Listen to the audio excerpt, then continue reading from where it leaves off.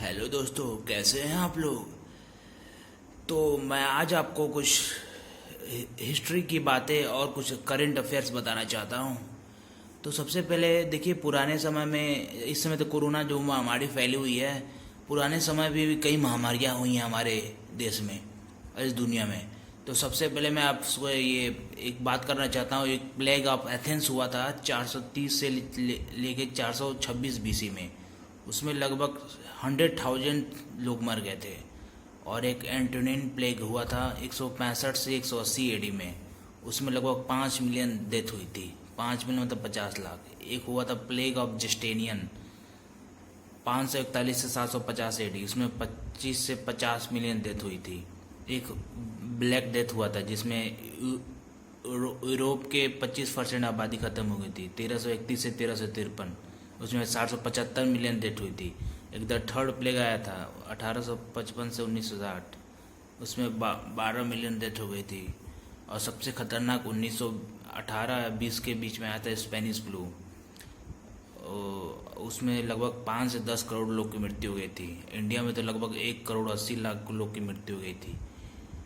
ये शायद ये चूहों के द्वारा फैला था ये बीमारी। और ये मतलब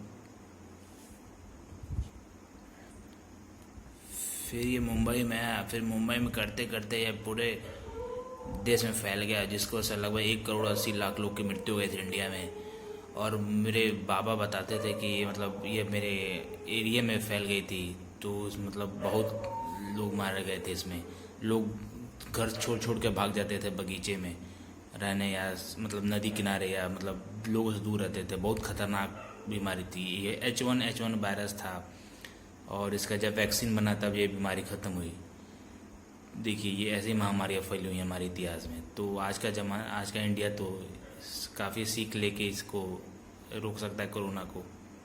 तो इसीलिए सरकार का साथ दीजिए इस कोरोना को रोकिए। अब मैं बात करना चाहता हूँ, देखिए दोस्तों, ये पाकिस्तान के बारे में बताइए। अभी 8 जवान हमारे शहीद हो गए हैं ये आतंकवादियों की वजह से।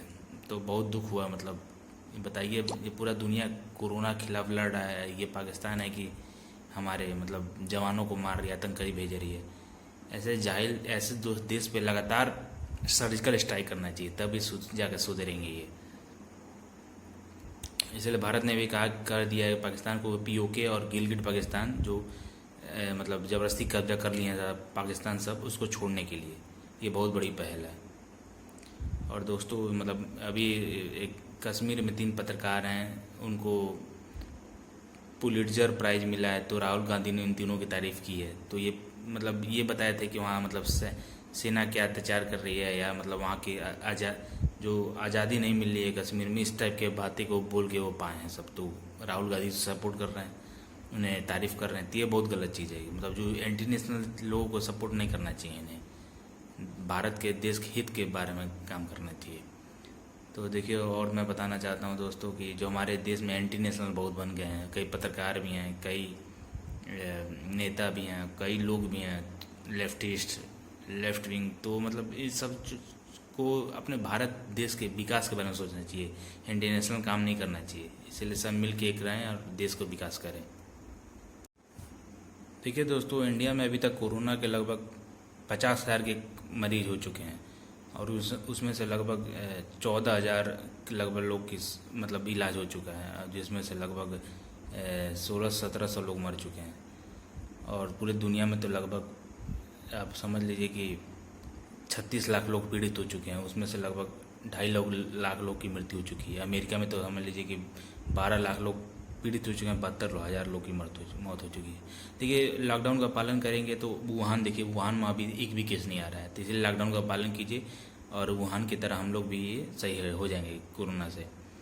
देखिए मतलब अभी कुछ नए लॉकडाउन में शराब की बिक्री हो रही है। शराब की बिक्री लो लाइन लगा रहे हैं, लेकिन सोशल डिस्टेंसिंग की पालन नहीं कर रहे। लगभग 6 फीट की डिस्टेंस रखना चाहिए, लेकिन एक दूसरे में ये चिपक के शराब खरीद रहे हैं, जिसकी वजह से बीमारी फैलने की बहुत डर है। इसी वजह से बताइए 3-3 हज़ार केस, 4-4 हज़ार केस एक दिन में, 2 दिन में आए हैं जब से ये शराब बिक्री हुई है। तो इसलिए मतलब चाहिए कि लोगों को अगर कुछ कर भी रहे हैं तो सोशल डिस्टेंस को फॉलो करते हुए कुछ भी चीज़ खरीदें। कई लोग तो एक दिन में 40-40 हज़ार, 50-50 हज़ार का शराब खरीद ले रहे हैं। बताइए मतलब क्या ही किया जाए। देखिए मतलब मैं देख रहा हूँ कई कोरोना के संदिग्ध मतलब वहाँ क्वारंटीन सेंटर में रखा गया, वहाँ से भाग जा रहे हैं। ये बहुत गलत चीज़ है। एक तो वो खुद के परिवार खुद को खतरे में डाल रहे हैं, प्लस जो समाज के लोगों को भी खतरे में डाल रहे हैं। ऐसे लोगों को पकड़ के जेल में डालना चाहिए, उचित कार्रवाई करना चाहिए। देखिए तेल के दाम मतलब बढ़ गए हैं, मतलब क्या जा रहा है इस वजह से, मतलब बहुत लोग बोल रहे हैं सरकार के खिलाफ कि ये वो। हाँ मतलब ये तो थोड़ा देखना चाहिए सरकार को, लेकिन अब क्या हुआ कि कई दिन से लॉकडाउन था, तो मतलब सरकार को पैसा लेना था कैसे भी टैक्स के माध्यम से, तो इसीलिए इसके माध्यम से ले रही है। तो जनता के लेकिन हितों का ध्यान रखना चाहिए।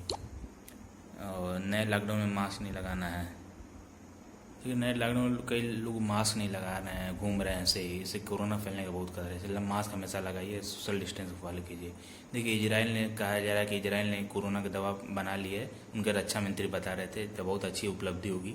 अब जल्दी उसका मतलब लोग काफ़ी प्रोडक्शन किया जाएगा। और इटली भी कह रही है कि मैंने बना लिया, अच्छी बात है। और मतलब मैं कह रहा हूँ कि जितने बाहर से मजदूर आ रहे हैं उनको अच्छे से थर्मल स्ट्रिंग या खून का जांच करके ही उसे घरों में भेजना चाहिए, नहीं तो ऐसे बीमारी फैलने का बहुत खतरा है। अभी कुछ जमाती बताइए निकल के आ रहे हैं, वो भी छुपे हुए थे एक महीने से। उनको मतलब सरकार का साथ देना चाहिए, तभी कोरोना को हरा सकते हैं।